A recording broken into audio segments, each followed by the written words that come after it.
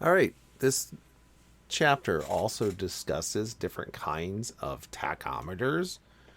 So here are some common ones. We have the superimposed needles, if you will, which is something you might find, say, in a Schweitzer. We have the double needles, which you might find in something like the Robinson.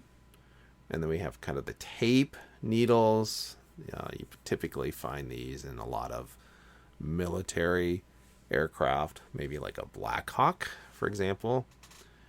And then we have the slightly different version of this. Right? So, what does it look like in an actual aircraft? So, here I am in the Schweitzer, and you'll notice that I have my two needles. I have the inner rotor needle and the outer engine needle. And right now I'm at a pretty low ground idle. I can bring it up. Incidentally, ground idle on the Schweitzer, normally we like to keep it about 2,000.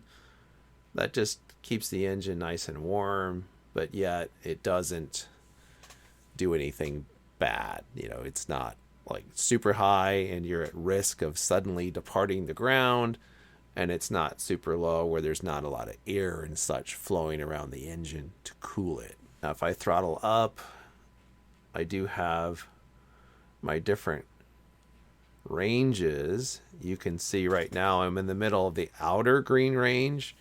That is the engine engaged range.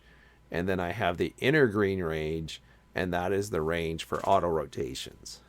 So you can see it's a pretty wide range on the auto rotations. It's roughly 400 to 500 RPMs. So that's a good 25%. Some of the other helicopters, it's much, much narrower. Now, if I chop the throttle suddenly, such as if I had an engine failure, you'll notice that the needles split, and that's that freewheeling unit.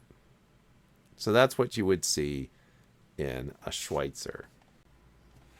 So here is my tachometer in the Robinson R44. You'll notice that the range is much tighter, especially when it comes to with the engine engaged.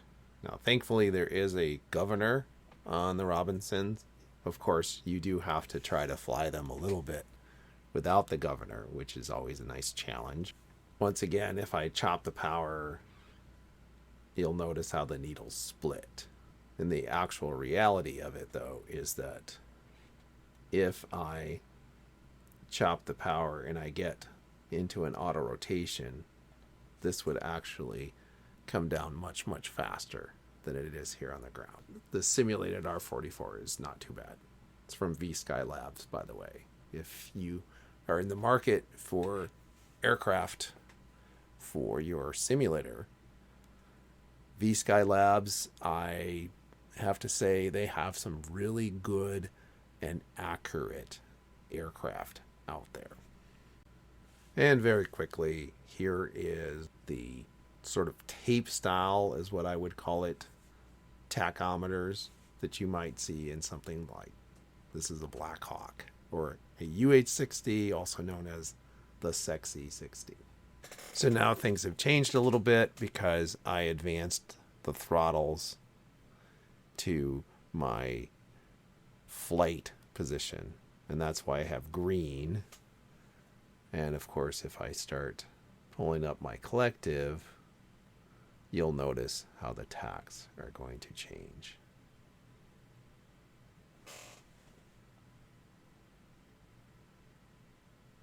Like so. So that's another style of tachometer.